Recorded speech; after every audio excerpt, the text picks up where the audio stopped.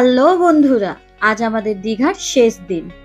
বেলা 11টায় আমরা hotel check out করে কলকাতার উদ্দেশ্যে রওনা দেব। তো চলুন হোটেল চেক আউট করার আগে আপনাদের ঘুরিয়ে নিয়ে আসি লাল কাঁকড়ার বীচ তালসারি থেকে। যদি আমাদের দীঘার আগের ভিডিওগুলি না দেখে থাকেন তাহলে আই বাটনের লিংক দেওয়া হলো, গিয়ে দেখে নিতে পারেন।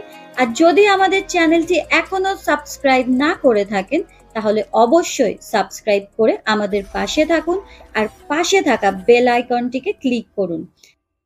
Good morning. Good morning. তো আমরা এখন যাচ্ছি তালসারি। আর তালসারি যাওয়ার পথে আমরা একটু উদয়পুর বিচে সেই চায়ের দোকানটায় আসলাম, যে চায়ের দোকানটায় কালকেও চা খেয়েছিলাম। দেখলেন খুবই সুন্দর চা বানায় এই চায়ের দোকানটা।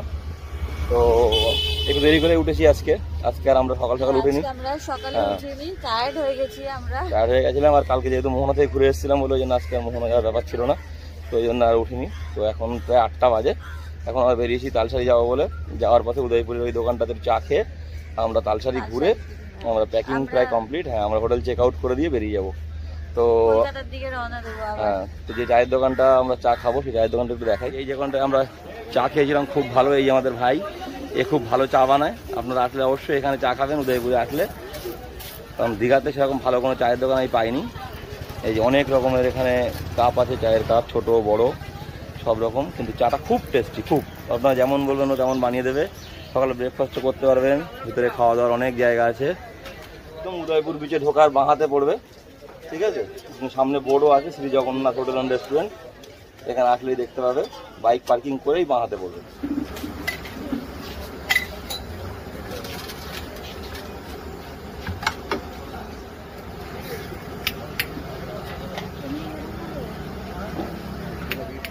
এই চলে এসছে এই বিখ্যাত তান্দুরি চা, আমাদের ভাইয়ের বানানো। চায়ের কালার দেখো কি দারুণ কালার। তো বন্ধুরা, চা খাওয়ার পর আমরা চলে আসলাম তালসারি। বাইক পার্কিং করে আমরা বোটে উঠবো বলে দাঁড়িয়ে আছি। এখানে অনেক দোকানও বসে সকালবেলা থেকে, আপনারা চাইলে এখানে এসে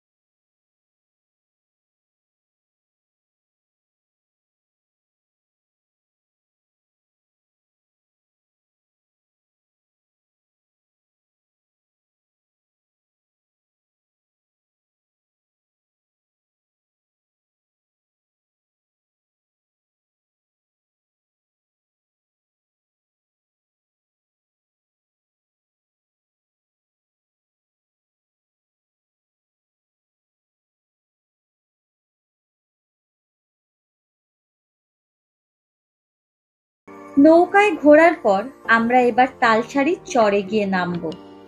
এখানে কিছুক্ষণ ঘোরাঘুরি করার পর আমরা যে নৌকায় এসেছি সেই নৌকায় আবার ফিরে যেতে হবে।